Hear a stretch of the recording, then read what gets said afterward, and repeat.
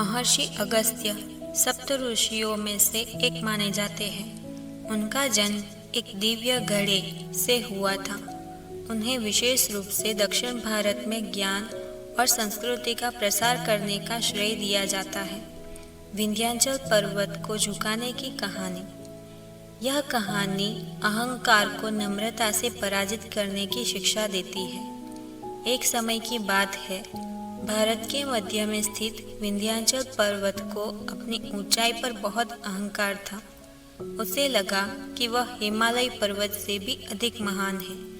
विंध्याचल ने अपनी ऊंचाई इतनी बढ़ा दी कि वह सूर्य के मार्ग में अवरोध लाने लगा और इस कारण पृथ्वी पर भयंकर असंतुलन पैदा हो गया। सूर्य का मार्ग में अवरोध लाने से देवताओं को भी अपनी यात्रा करने में कठिनाई होने लगी। देवतागण इस समस्या को लेकर ब्रह्मा जी के पास और अन्य ऋषियों के पास पहुंचे, लेकिन कोई भी विंध्याचल को झुका नहीं सका और शांत नहीं कर सका। विंध्याचल किसी की बात मानने को तैयार नहीं था। अंत में सभी ने मिलकर महर्षि अगस्त्य से प्रार्थना की। वे जानते थे कि अगस्त्य ऋषि अपने तपोबल और विनम्रता से विंध्याचल के अहंकार को शांत कर सकते हैं। महर्षि अगस्त्य अपनी पत्नी लोपामुद्रा के साथ विंध्याचल के पास पहुंचे। जब विंध्याचल ने महर्षि अगस्त्य को आते देखा तो उसने तुरंत श्रद्धा से झुककर उनका सम्मान किया। महर्षि अगस्त्य ने विंध्याचल से कहा, प्रिय विंध्याचल, मैं दक्षिण भारत की यात्रा पर जा रहा हूँ। तुम बहुत ऊंचे हो गए हो, जिससे मेरे मार्ग में अवरोध आ रहा है।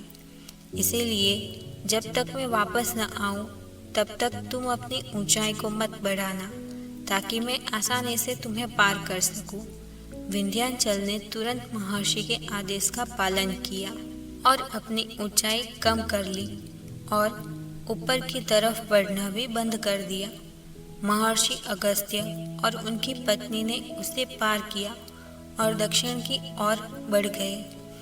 दक्षिण में पहुंचने के बाद महर्षि अगस्त्य ने वहीं रहने का निश्चय कर लिया। उन्होंने विंध्याचल को संदेश भेजा कि उन्हें दक्षिण में कई महत्वपूर्ण कार्य करने हैं, इसीलिए वे वापस उत्तर में नहीं लौटेंगे, क्योंकि उन्होंने विंध्याचल से यह कहा था कि जब तक मैं वापस न आऊं तब तक तुम नीचे ही रहना।